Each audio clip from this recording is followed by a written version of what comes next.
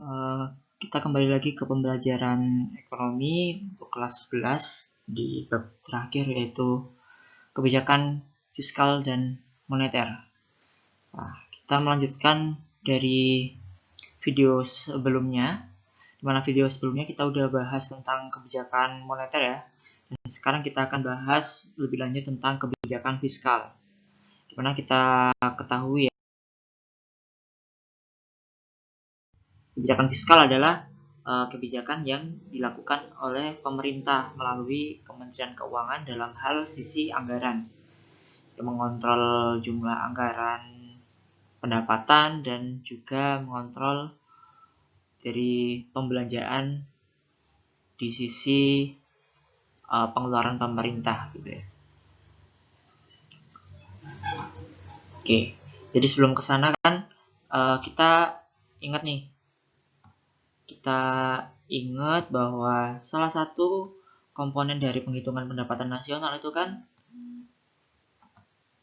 C plus I plus G dan NX ya, net export. Itu X min M, ekspor kurangi impor. Nah, kebijakan fiskal di sini posisinya di G nih, pengeluaran pemerintah.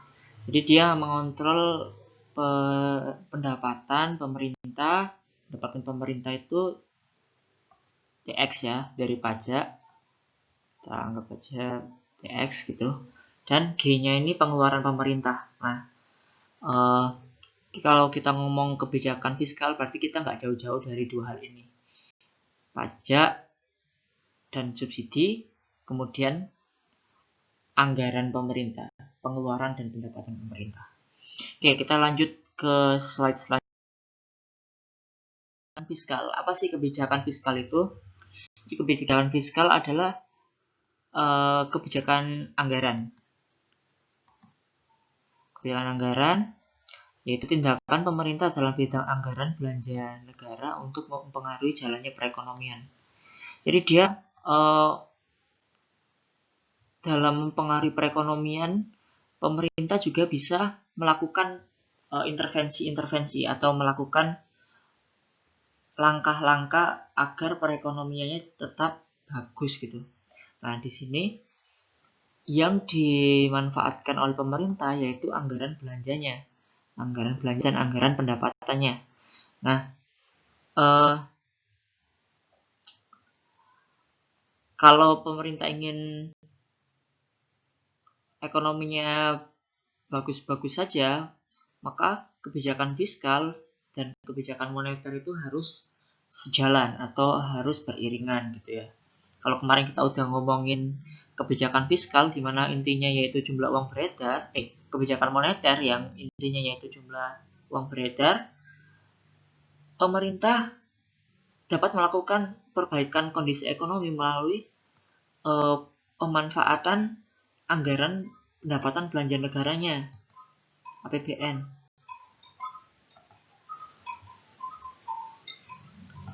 Pengelolaan APBN yang bagus, yang sesuai prosedur dan juga memperhatikan kondisi perekonomian itu akan membantu perekonomian berjalan dengan baik, sesuai dengan rencana yang ditetapkan oleh masing-masing pemerintah negara gitu ya. Baik, itu tadi pengertian kebijakan fiskal. Nah, kita lanjut ke slide selanjutnya. Oh, mohon maaf, masih ada ternyata di sini. Jadi di sini kebijakan fiskal itu ada dua komponen penting, yaitu penerimaan negara. Penerimaan negara itu tadi apa? TX. Dan pengeluaran negara, yaitu ini X ya, ini X. TX atau tax pajak dan pengeluaran negara, yaitu government expenditure atau government expense. Nah, ini yang akan diatur dalam kebijakan fiskal pemerintah. Kita lanjut ke apa sih peran penting kebijakan fiskal? Di sini ada beberapa peran. Yang pertama yaitu meningkatkan pendapatan produk domestik bruto dan mencapai pertumbuhan ekonomi. Kenapa demikian? Seperti yang saya katakan tadi, bahwa salah satu rumus mencari pendapatan nasional itu kan ada komponen government expenditure. Nah, ketika ini dinaikkan, maka pendapatan negara atau pendapatan nasionalnya akan naik gitu ya. Ini akan naik. Itu pun jika sebaliknya. Nah, makanya di sini government expenditure atau pengeluaran pemerintah itu salah satu komponen kebijakan yang sangat penting dalam melakukan kebijakan fiskal. Yang kedua yaitu memperluas kesempatan kerja untuk mengurangi pengangguran. Jadi, kalau pertumbuhan ekonominya naik, gainnya naik, maka kemarin apa?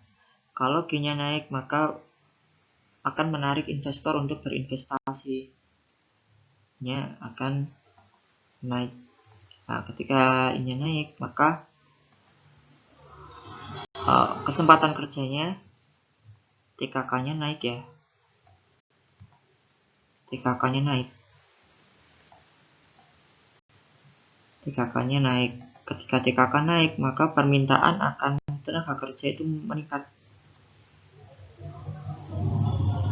Nah, tenaga kerja meningkat ya. Karena tenaga kerjanya meningkat, maka unemployment-nya atau penganggurannya turun.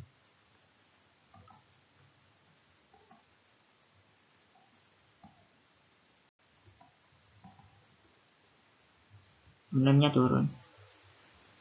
Gitu ya. Nah, selanjutnya yaitu menstabilkan harga. Ini fungsinya kurang lebih sama kayak di kebijakan moneter. Jadi misal pemerintah itu mengurangi belanjanya, maka jumlah uang beredar di masyarakat itu akan turun gitu ya. Sehingga akan membantu untuk menstabilkan harga itu sendiri. Nah, selanjutnya yang keempat yaitu menciptakan pemerataan distribusi pendapatan. Nah, ini fungsi yang penting di kebijakan fiskal, di mana ini nggak bisa semuanya kebijakan mempengaruhi distribusi pendapatan sendiri, karena fungsi distribusi itu sendiri salah satu fungsi dari APBN ya.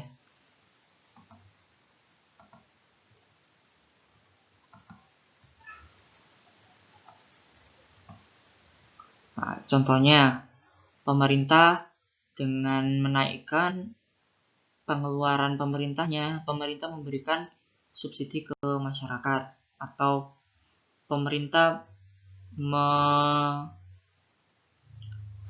memberikan dana alokasi untuk suatu hal ke masyarakat, sehingga ini akan meningkatkan distribusi pendapatan di masyarakat gitu. Oke, kita lanjut ke slide selanjutnya. yaitu fungsi kebijakan fiskal. Ini yang tadi saya sebut salah satunya fungsi distribusi ya. Nah, di sini ada 4, yaitu fungsi alokasi, fungsi distribusi, dan fungsi stabilisasi. Fungsi alokasi sendiri di sini berarti pemerintah mengalokasikan APBN-nya untuk dibagikan ke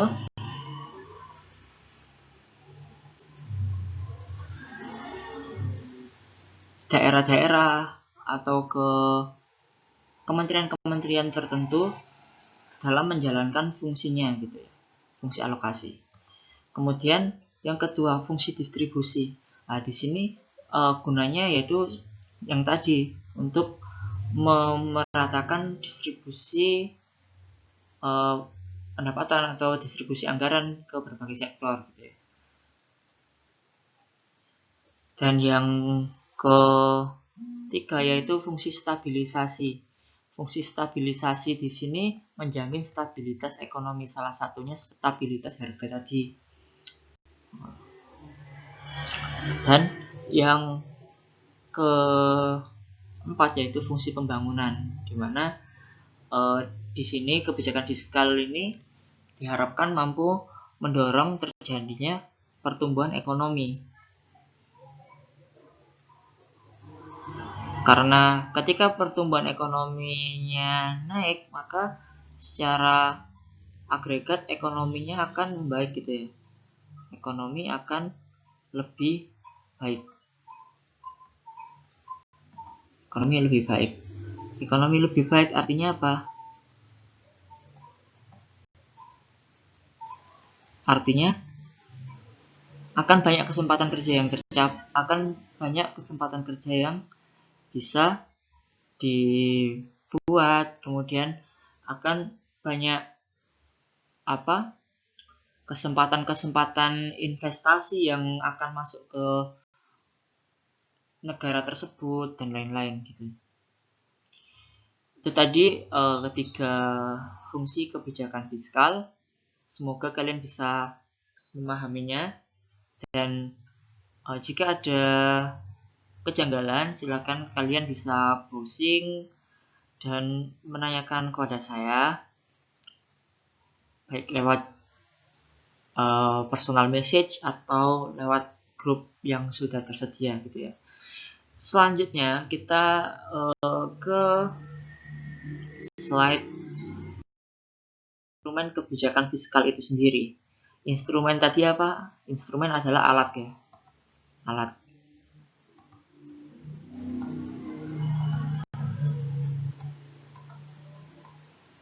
Alat dari kebijakan fiskal itu ada 4. Yang pertama yaitu pajak, yang kedua belanja pemerintah, yang ketiga subsidi, dan yang keempat yaitu pinjaman publik. Pinjaman publik ini bisa dari luar negeri atau bisa dari dalam negeri.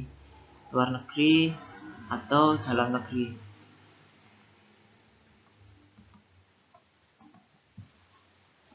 Kalau dalam negeri, pemerintah biasanya bikin nerbitin obligasi.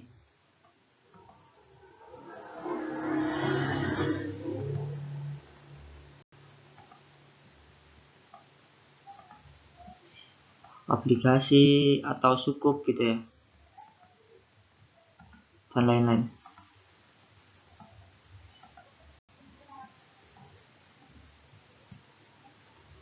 Kalau dari luar negeri, kita bisa pinjam di lembaga internasional, misal ada IMF, International Monetary Fund gitu ya. Terus ada ADB,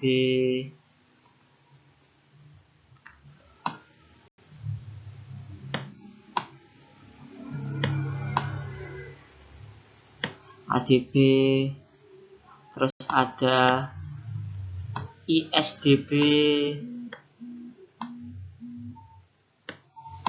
atau bisa jadi juga antar negara peminjaman secara bilateral itu ya. Lanjut, nah, biasanya pinjaman publik ini dilakukan untuk membiayai defisit. Membiayai defisit ya. Membiayai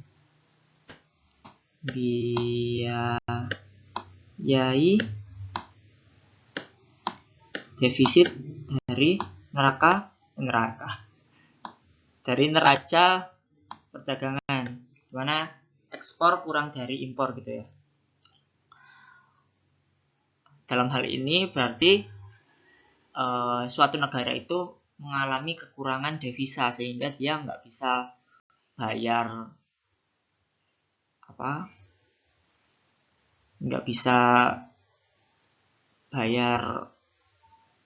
pembiayaan ekspor impornya, atau bisa juga karena yang lain-lain, dan ini sumbernya bisa dari luar negeri maupun dari luar negeri. Tapi biasanya kalau dari luar negeri itu yang dituju berarti kan dia pengen dapat uang dalam bentuk mata uang asing ya. Kalau dalam negeri biasanya digunakan untuk membiayai biaya pembangunan. Berarti kalau luar negeri itu biasanya hubungannya sama ekspor impor, kalau dalam negeri hubungannya sama pembangunan di negara tersebut. Kita lanjut ke dimana di sini kita akan membahas jenis-jenis kebijakan fiskal. Yang pertama ini didasarkan dengan teori yang ada. Berdasarkan teori, itu kebijakan fiskal dibagi menjadi 3, yaitu fiskal fungsional, fiskal disengaja, dan fiskal tidak disengaja. Kita lanjut ke yang pertama tentang kebijakan fiskal fungsional. Apa sih kebijakan fiskal fungsional itu? Yaitu kebijakan untuk pertimbangan pengeluaran anggaran dan penambahan kesempatan kerja oleh pemerintah karena akibat tidak langsung dari pendapatan nasional. Jadi kalau fungsional ini kan berarti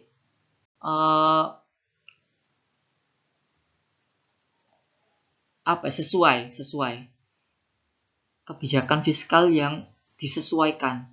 Jadi misal pendapatan nasionalnya itu naik, maka kebijakan pemerintah itu lebih condong ke kebijakan yang ekspansif, yang pengen meningkatkan pertumbuhan pengeluaran anggaran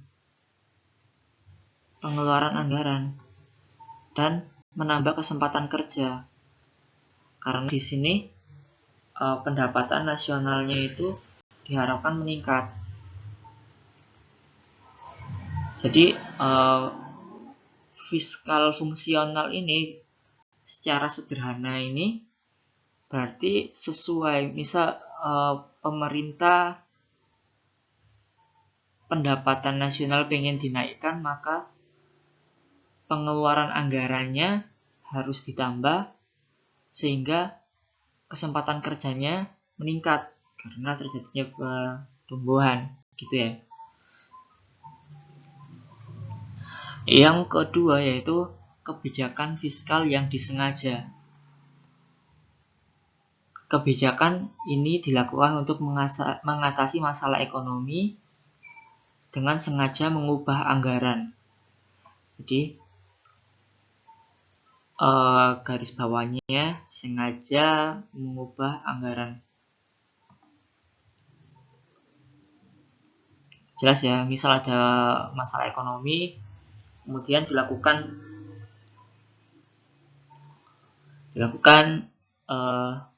kebijakan fiskal, maka dengan sadar pemerintah melakukan pengubahan anggaran. Ini secara teori disebut fiskal yang disengaja.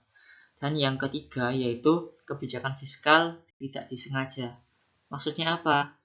Nah, ini kan tujuannya mengendalikan kecepatan siklus bisnis. Mengendalikan kecepatan siklus bisnis agar tidak terlalu fluktuatif. Jadi kalau fluktuatif itu kan naik turun gini ya. Nah, biar dia teratur. Nah, pemerintah harus menambah atau mengurangi aktivitas ekonomi. Karena segala sesuatu yang berlebihan itu kan nggak baik. Begitupun di ekonomi, kalau dia bagus, tiba-tiba bagus, terus lama-lama anjlok gitu kan nggak bagus ya. Makanya lebih baik itu soft gitu, mengikuti alur gitu, naik turunnya jelas. Nah, makanya di sini salah tujuannya yaitu menambah atau mengurangi aktivitas ekonomi. Dilakukan dengan mengurangi aktivitas ekonomi. Caranya gimana? Ya kalau pengen menambah aktivitas ekonomi berarti kan pengeluaran pemerintahnya dinaikkan. Kalau mengurangi berarti pengeluaran pemerintahnya diturunkan. Atau kalau menambah berarti pajaknya diturunkan. Sehingga pengusaha-pengusaha itu juga tertarik gitu ya. Atau pajaknya dinaikkan gitu. Nah, ini adalah apa ya? Bisa dibilang hal yang tidak bisa serta-merta gampang pemerintah untuk menyusun kebijakan karena harus banyak pertimbangan-pertimbangan. Ada banyak halangan atau trade-off dalam pengambilan kebijakan. Makanya timnya Bu Sri Mulyani itu sangat sangat hati-hati dan detail dalam melihat sebuah permasalahan sebelum akhirnya mengeluarkan kebijakan fiskal yang sesuai. Baik, kita lanjut ke jenis kebijakan fiskal yang lainnya. Di sini didasarkan oleh penerimaan dan pengeluaran pemerintah. Dari G-nya ya. Yang pertama yaitu kebijakan fiskal seimbang, di mana di sini penerimaan sama dengan pengeluaran. Jelas ya. Berarti TX sama dengan G, government expense. Yang kedua yaitu kebijakan fiskal surplus. Di mana surplus ini berarti kan kalau surplus itu kan kalian punya duit lebih banyak daripada yang kalian belanjakan. Nah, berarti kan TX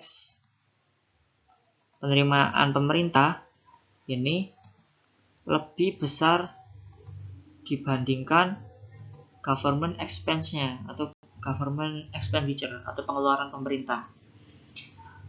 Dan yang ketiga yaitu defisit. Defisit ini minus. Berarti penerimaannya, berarti kalian itu kalau diilustrasikan berarti kalian nggak punya uang lebih banyak daripada kebutuhan kalian. Kalian berarti harus utang gitu kan. Nah, TX-nya kurang dari pengeluaran pemerintah. Dan yang terakhir yaitu kebijakan fiskal dinamis. Kebijakan fiskal dinamis ini sama kayak ini, seimbang. Kebijakan fiskal seimbang di mana penerimaan dan pengeluaran ini sama, namun dengan improvisasi. Maksudnya improvisasi di sini apa?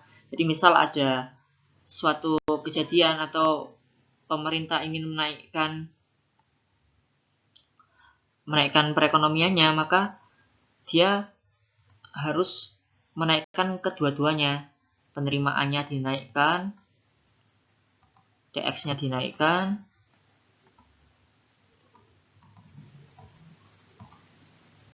dan pengeluarannya dinaikkan juga.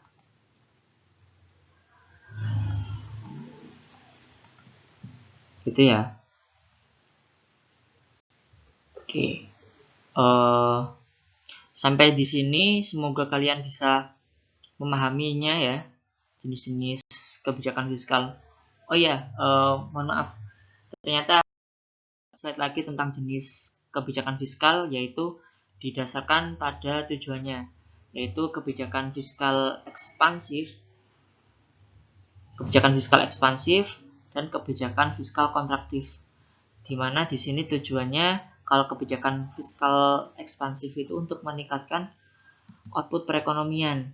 Ya, caranya gimana? Salah satunya yaitu dengan tadi kita turunkan pajak. Pajaknya diturunkan. Nah, dengan pajak diturunkan maka pengusaha kan akan berproduksi lebih, kuantitas produksinya naik, maka ininya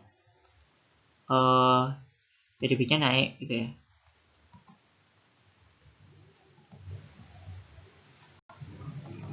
Atau dengan cara government expenditure-nya dinaikkan, pengeluaran pemerintahnya dinaikkan. Ya kalau pengeluaran pemerintahnya dinaikkan kan berarti PDB-nya juga akan meningkat ya. Atau PN-nya akan meningkat, pendapatan nasional akan meningkat gitu. Nah, ini adalah kebijakan fiskal ekspansif. Nah, selanjutnya kalau lawannya dari ekspansif itu kebijakan fiskal kontraktif. Apa kebijakan fiskal kontraktif itu? Yaitu kebijakan fiskal yang bertujuan untuk mengurangi output perekonomian. Caranya berarti kebalikannya dong.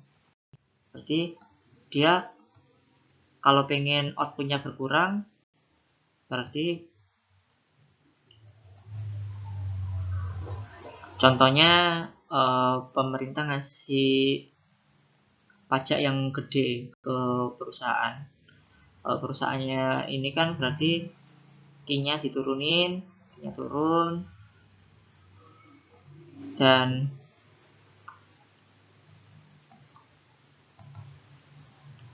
PDB-nya bakal turun. Atau G-nya diturunin, pemerintah nggak belanja kebutuhan pemerintahan, maka PDB-nya turun gitu ya.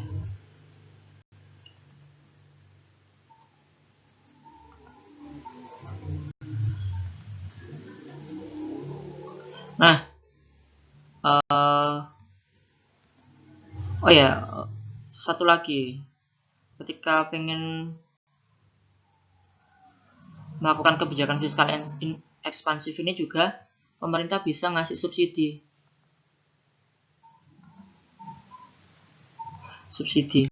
Ya, kalau subsidinya dinaikkan kan berarti biaya produksinya turun.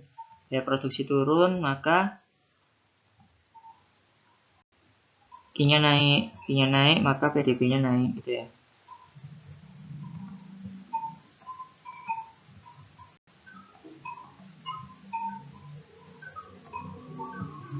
Nah, karena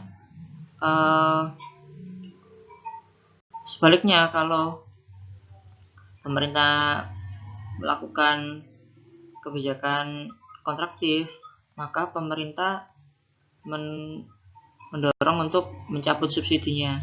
Subsidinya diturunin.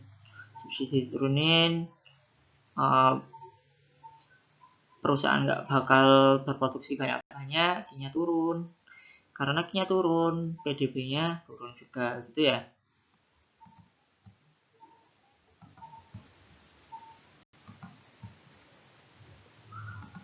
Oke. Sampai di sini tentang jenis kebijakan fiskal. Kita lanjut ke slide selanjutnya.